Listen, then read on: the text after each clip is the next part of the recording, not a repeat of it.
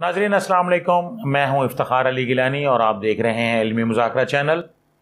ایک سوال آیا ہے اور اس کے جواب کے لیے میرے ساتھ موجود ہیں چیئرمین شعبہ علوم اسلامیہ بہاؤالدین زکریا یونیورسٹی ملتان، محترم جناب پروفیسر ڈاکٹر عبدالقدوس صہیب صاحب۔ السلام علیکم ڈاکٹر صاحب۔ وعلیکم السلام گیلانی صاحب، کیا حال ہے آپ کے؟ الحمدللہ ڈاکٹر صاحب۔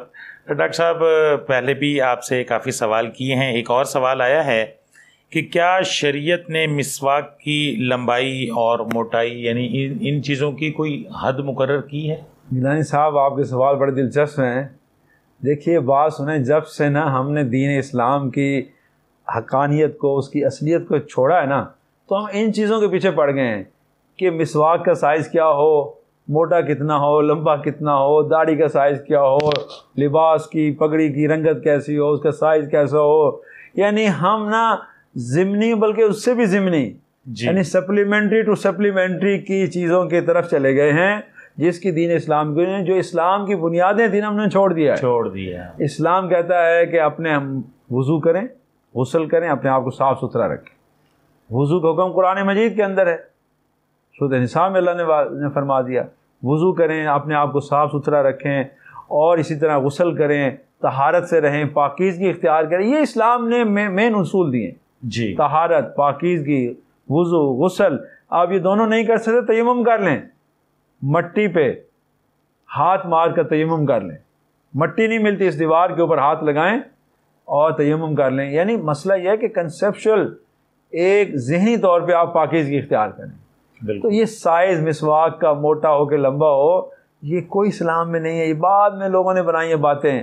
یہ ہمارا جو اسلام جب سے زوال پذیر ہوا ہے نا، یہ دور زوال میں آ کر، اسلام کو تو اللہ نے عزت دی تھی لیکن ہمارے اعمال کی وجہ سے ہم زوال پذیر ہو گئے۔ ان زوال کے زمانے میں، زوال کے دنوں میں یہ خیالات، یہ فکر، یہ عمل ہمارے اندر شروع ہو گئے۔ اس سے بھی چھوٹی چھوٹی باتیں لوگ کرتے ہیں، اس طرح کی ٹوپی پہنیں، اس طرح کا رومال لیں، اس طرح کی داڑھی رکھیں، اس طرح کی جو ہے کٹنگ کرائیں۔ یہ کہاں ہے اسلام میں؟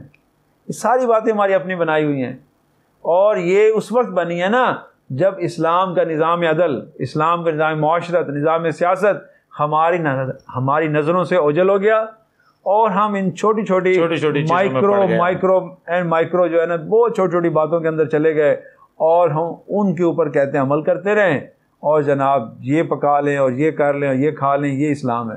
ایسا اسلام نہیں ہے۔ اسلام تو ایک پورا نظام حیات ہے، اس کے اندر ہے کہ عبادت اللہ کی کریں، بندگی رب کی رہیں۔